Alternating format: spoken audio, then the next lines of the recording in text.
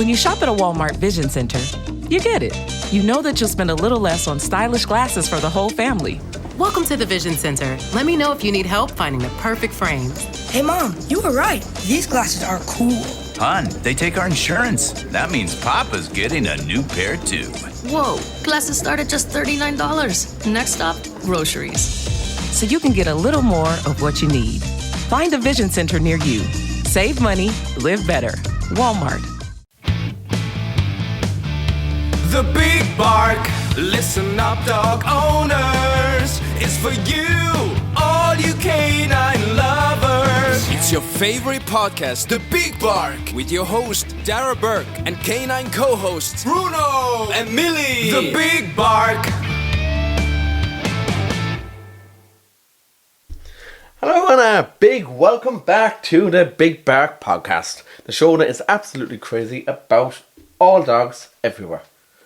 Last week we had a fantastic episode and we got great feedback from that. That episode was with John from Tree Vets in Limerick, and thanks once again to John Darragh for being on with us last week and a couple of weeks ago as well.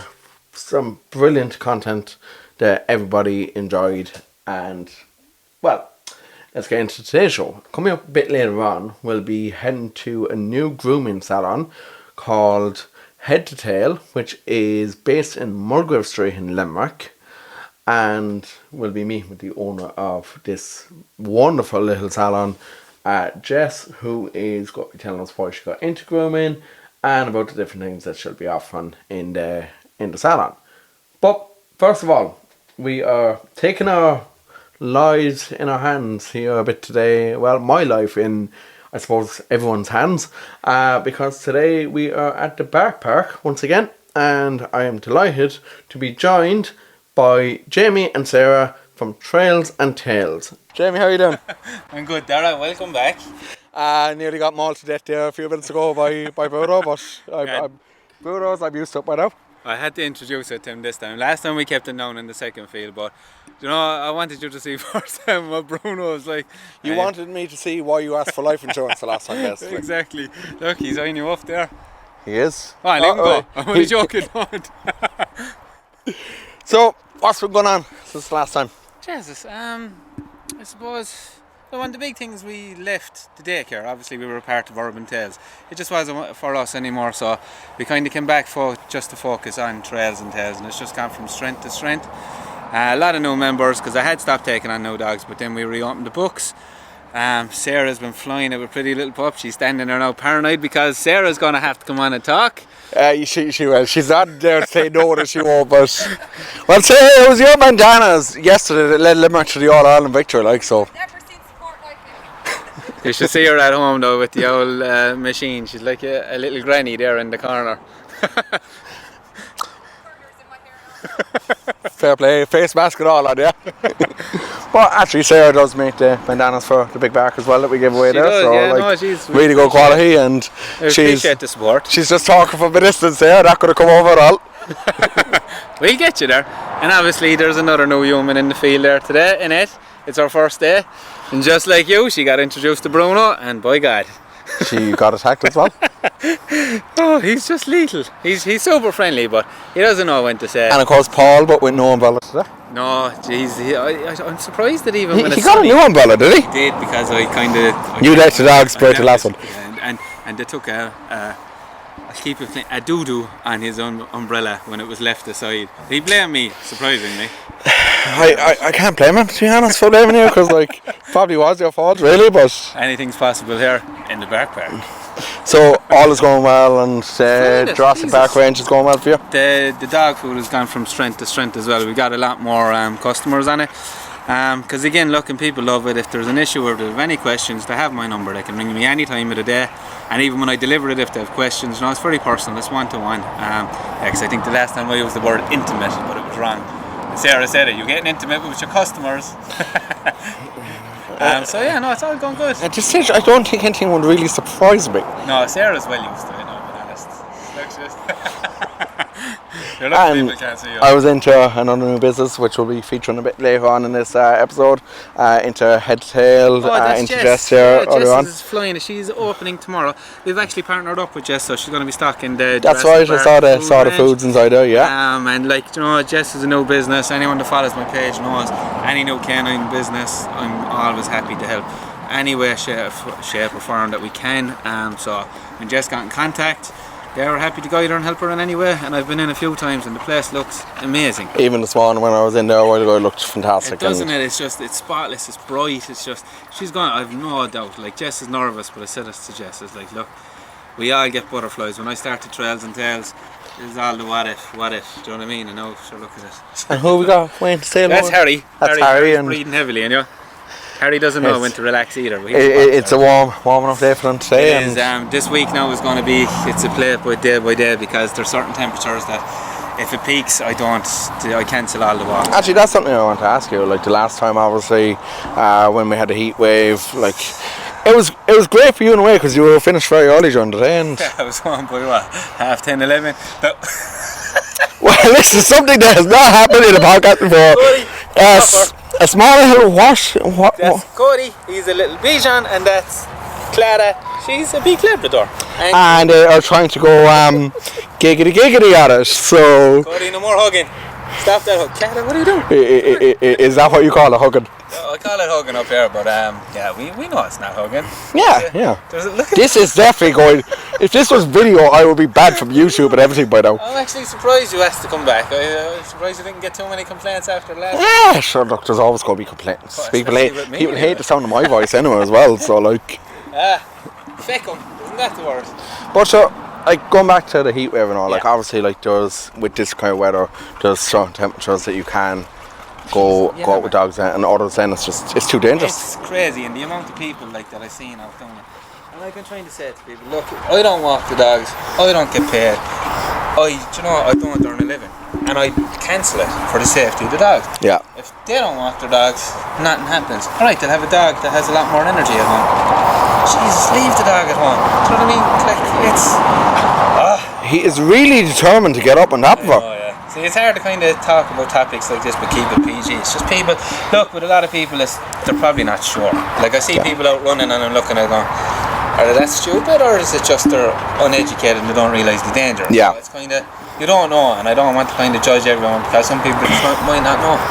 And I suppose another thing I want to talk to you about, it's something that I saw you very vocal about on Instagram over the weekend, and it's something that a lot of people just don't seem to cop onto. Not only walking their dogs on a lead when the dog is kind of reactive or aggressive, but also I see it myself in my own locality. There's so many people just let their dogs out loose on the road, I don't know if you probably would have saw the Insta stories I had. I was walking Vader. He's a Rhodesian Ridgeback, so he's a restricted breed, but he's good. I had him under full control. I have him where he's living. There's a few different roads. I went up one road. So we're on that road about 5 minutes. Next minute I seen this pit bull tear out of the house. Great. Could tell straight away this pit bull is not friendly, extremely reactive. The muscle definition, the strength of this dog, and I had to step in front and intervene, and if I didn't, it was a very powerful dog. The owner, an absolute gobshite. And that's putting us, what if that was a child walking their dog? Yeah. Exactly. I'm well used to this, it's fine, I can deal with situations like that, but what about a young child? What about just any person walking their lovely little fluffy dog? Exactly. That dog was aggressive, that dog wanted to attack, that dog tried to attack. I intervened and stopped it, but it could have been a very dangerous situation. But I also, I don't know what's your story, but someone on Instagram over the weekend I saw, and there was someone else, it was a case in Limerick actually. It was? Yeah, it was on yours, and it was a small dog who was attacked by a big guy. He's a TNT loony. See little the humper. Yeah. Exact same size as him, it's not smaller. Bailey in People's Park, both dogs were on the lead. Bailey's owner passed that owner. They had a little joke. Bailey's owner actually joked saying, my God, you could put a saddle on that horse. Other owner, Sarah and Bailey walked on, and the dog came up from behind, still on the lead, and latched on and basically went to kill Bailey. It was full kill mode. It was only for there was 4 men in the park at the time, and it took the 4 of them to get that dog off Bailey. Bailey would no longer be alive. He got about 5 puncture wounds. There was tore off the bone. I think 4 of the puncture wounds are infected, and they have to be drained regularly. He's very lucky to be alive. It's going to be a long recovery, and we don't know what kind of psychological effect it'll have on it, but I said it to Sarah, the minute he's ready, I'll get him back into the park, I'll get him back socialised. Look, we'll have him flying it, but even for Sarah herself to experience that it's awful. It's absolutely terrible. And it's just like, when I heard the story, and the People's Park is full of people, full of dogs, and then for what the owner said. But you know, Jamie, I've heard like this time and time again. Like there was another case there, was a year or two ago up at Top William Street. A dog was a small dog again, mauled by a dog that was, I suppose, Lily, no control by the owner. No, and I heard about that story as well. The owner was a gobshite again. Yeah. A fool shouldn't have that breed of dog. Exactly. Like the thing is, the amount of times I see certain dogs with certain owners, and I'm just looking going, disaster waiting to happen. And unfortunately, there's some owners that think the sun shines out their dog's hole, and they don't realise that their dog is actually a dangerous dog, and they should be a lot more cautious with them. They don't. They bring them into environments that they should never be in. Yeah. You know, and I see it all the time. Like, and it's like, look, this dog park, whenever it opens, I'm dreading it, and like, I'm going to say it to people, look, stay away from it, dude. It's going to be the only one. There's going to be a lot of unsocialised dogs in there. Yeah, absolutely. It's disaster waiting to happen. I just don't know if Limerick is ready for it. Hopefully it works, and it works good, and they open up more of it. But done under the wrong circumstances. Like I've even heard of ones, like there's one in Marley Park in Dublin, and I've heard of incidents happening there as well. Like they're not monitored, they're not properly regulated. It's people thinking that their dog is good, but they probably know their dog has had situations and still think, be grand. It's not. Environments like that, like as you see, every time we're here, there's a large amount of dogs. But I have them all socialised. I know what I'm doing with them. You know, it's done safely. But like, if you don't know what you're doing and you mix around 2 dogs, and the thing is, if you're in a place where 2 dogs start fighting and there's a lot of dogs, you know, it can end up in a Royal Rumble, like. Exactly. You know, so exactly. Look, as I always say myself, like, yeah, great, you know your own dog. You don't know somebody else's dog, and you don't know what way your dog is going to react with someone else's dog. Exactly. So, like the amount of times, even when I was up in trails, and I'd see someone, I put all the dogs on to lead, and they might have 1 or 2 dogs, and I kind of trying to veer away from them, and they're walking towards it to say hello, and I'm like, I'm moving for a reason, you know. It's like, look, I know some people, again, it's probably just, it's uneducated with this type of dogs and behaviour and stuff, but for other people it's just sheer stupidity as well, you know. Exactly, yeah, it really is. And like, I think you hit the nail right in the head there about the dog park in Limerick. It's who's going to be watching that? Who's going to be monitoring it? I am worried. I'll be honest, like, again, it's an amenity I'd love to see, and I'd love to see loads of them, and I'd love to, you know, for people, even like, you know, customers here, like I have a lot of dogs now that I've socialised here, but I've told the owners, do not bring your dog to that dog park, because they will not be good there, because they're completely different for me than they are with the owner. I have a lot of reactive dogs, but then when they're with me, they're perfectly fine. When they're with the owners, different body. But like, it's, I don't know, it's just like, even over the last 6 months, when this first announcement was made about the dog park, I haven't heard feck all about it. Just about to say, I heard dog park is coming, and that was it. Anything about Need to pull down your sunglasses. It's absolute scorcher here today. Yeah, and the fact that this is probably the most hungover podcast ever. Shall we leave it at that?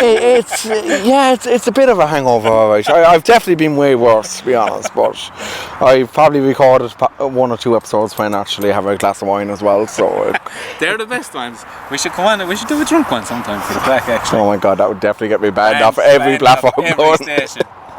Like, what the hell are you on?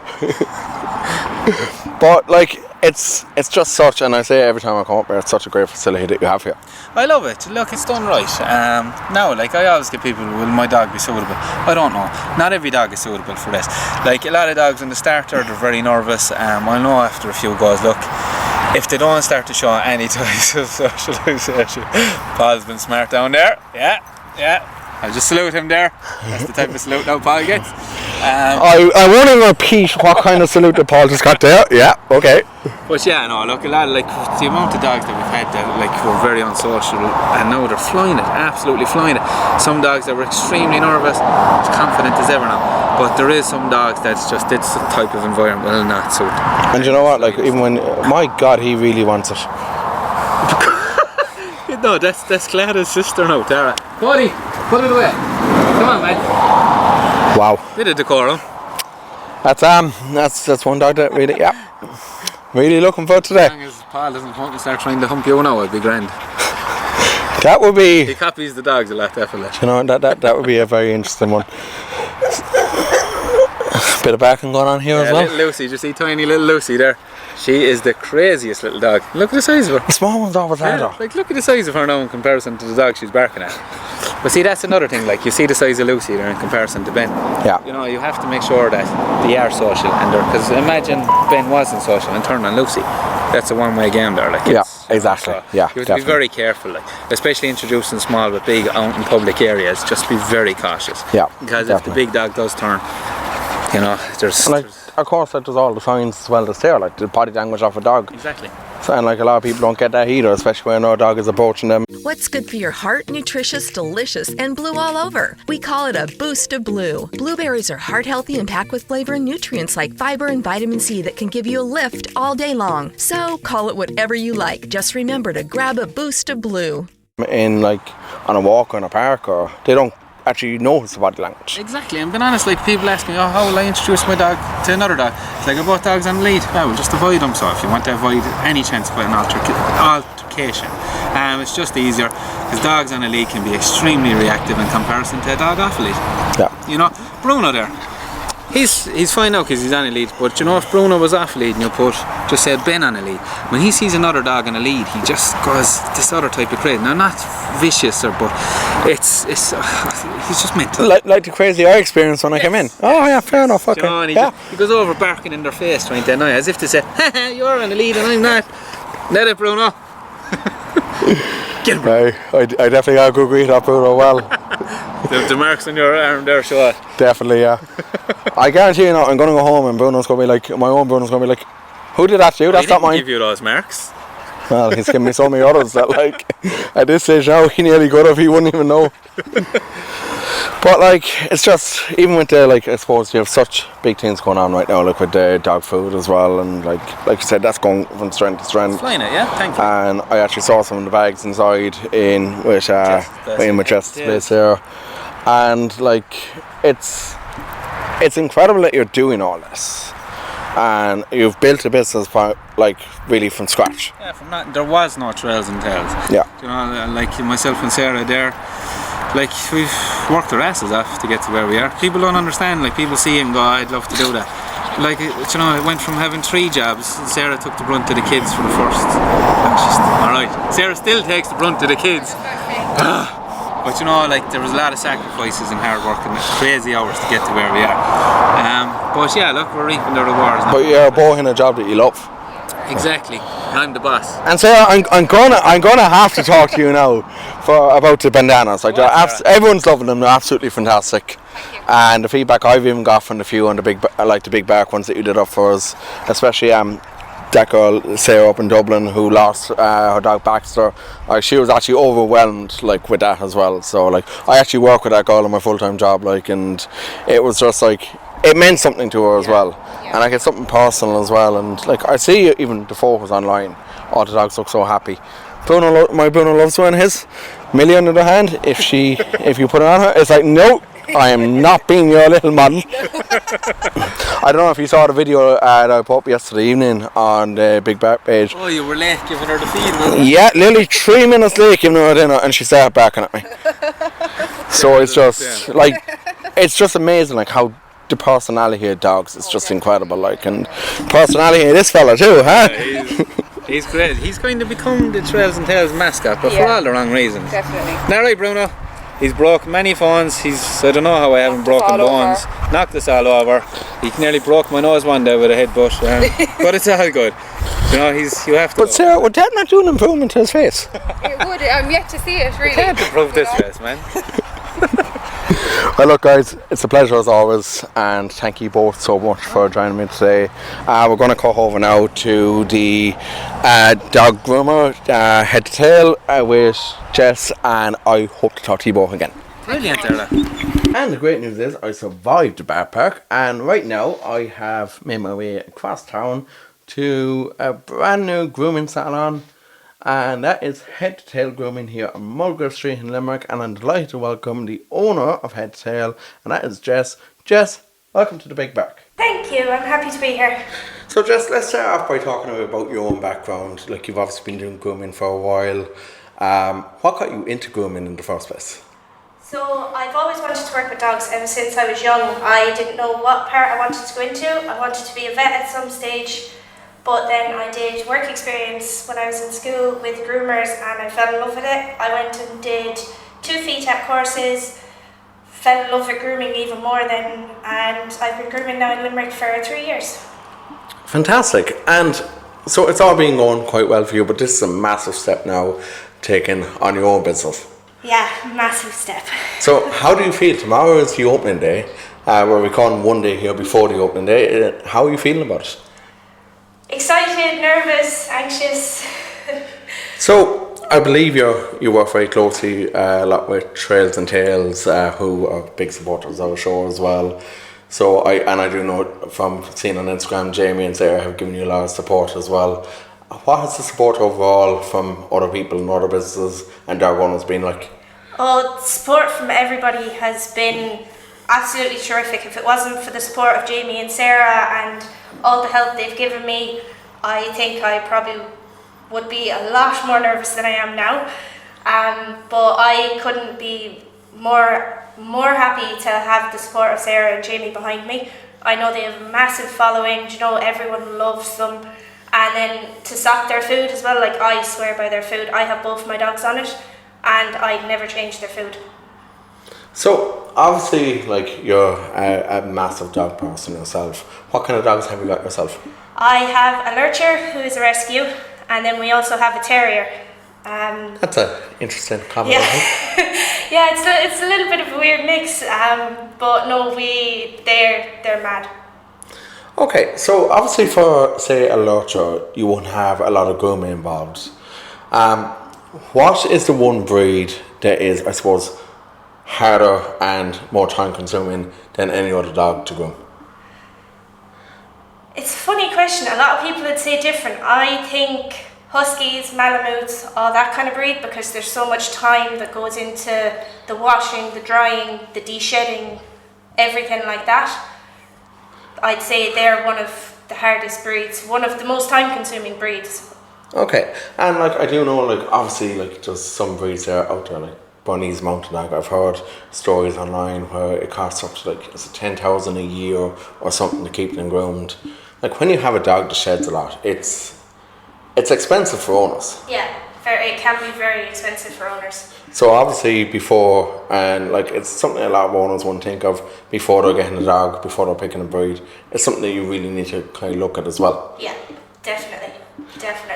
Okay, and explain then what a typical day is like for you as a dog groomer. I know obviously, like, you're just starting off here, but like, as a dog groomer in general, what's a typical day like for you? So a typical day would be roughly having maybe 6-7 dogs in a day. You start off, you clip them down, you get them washed. Do you know, a lot of them now coming to me, I know their standard cut, so it's literally just dog getting dropped in, I already know what I'm doing, and then you work away.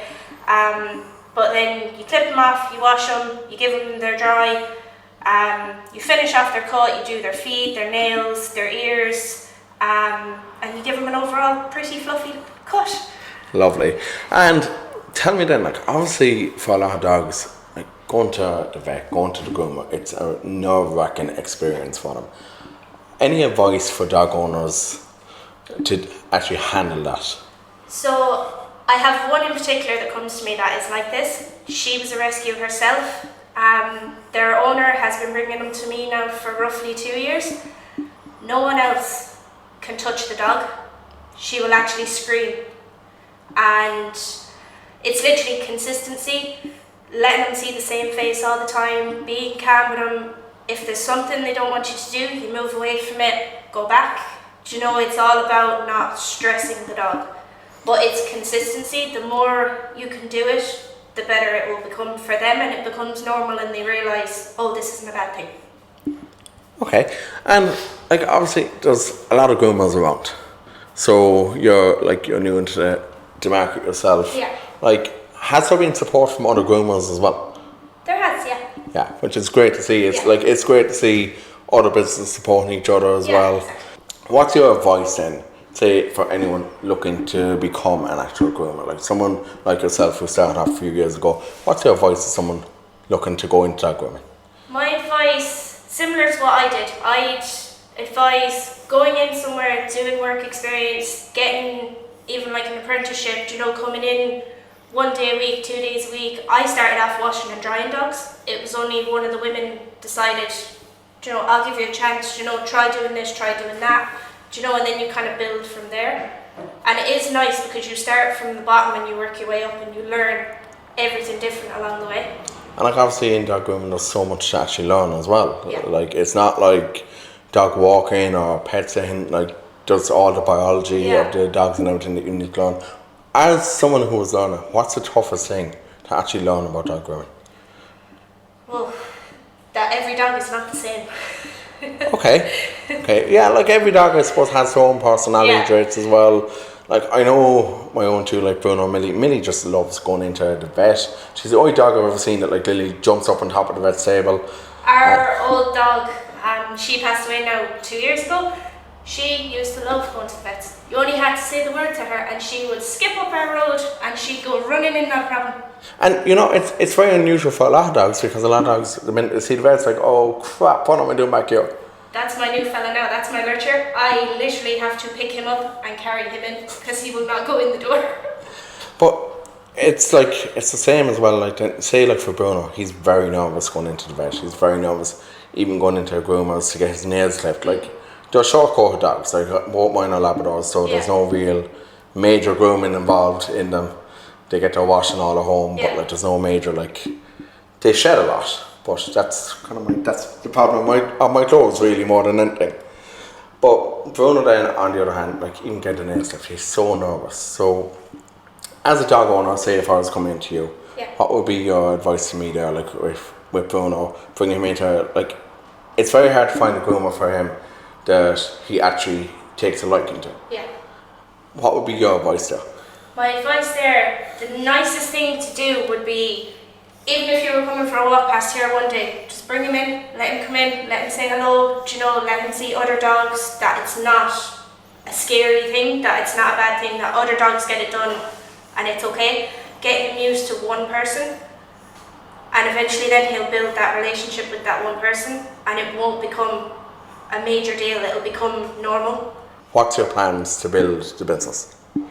My plans would be, as best as I can, hopefully try and expand my clientele, even adding on what I've had for the last 3 years. Eventually have a second groomer and then see how we go from there, and then if it does keep expanding, a bigger premises.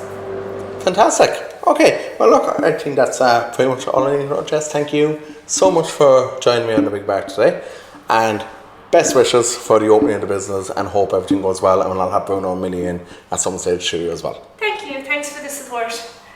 And that's all that we have time for today. Thank you so much to Jess, to Jamie and to Sarah, and of course all the crew up at Trails and Tales.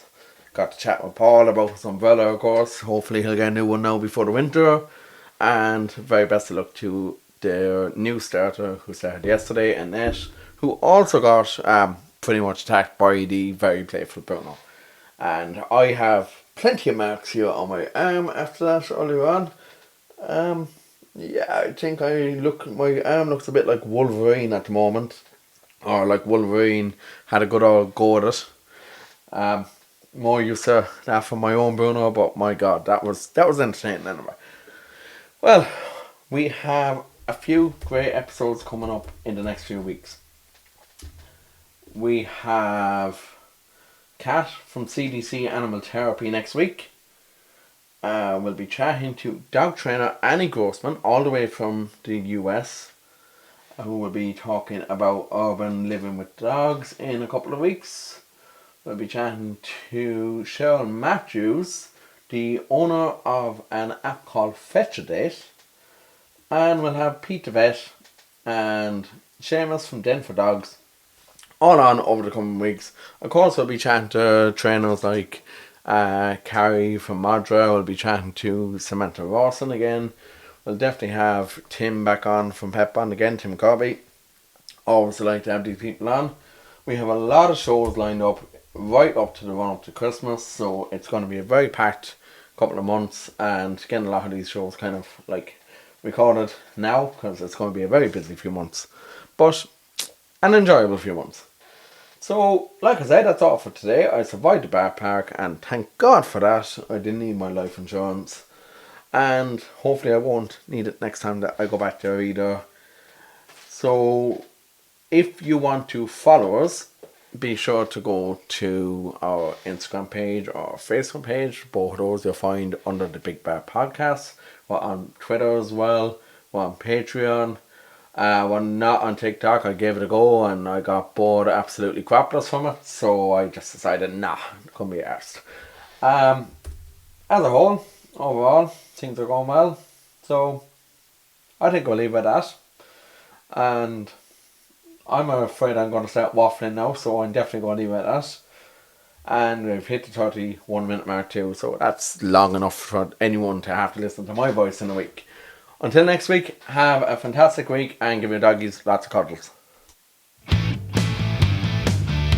The Big Bark, listen up dog owners, is for you, all you canine lovers. It's your favorite podcast, The Big Bark, with your host Darragh and canine co-hosts Bruno and Milly. The Big Bark.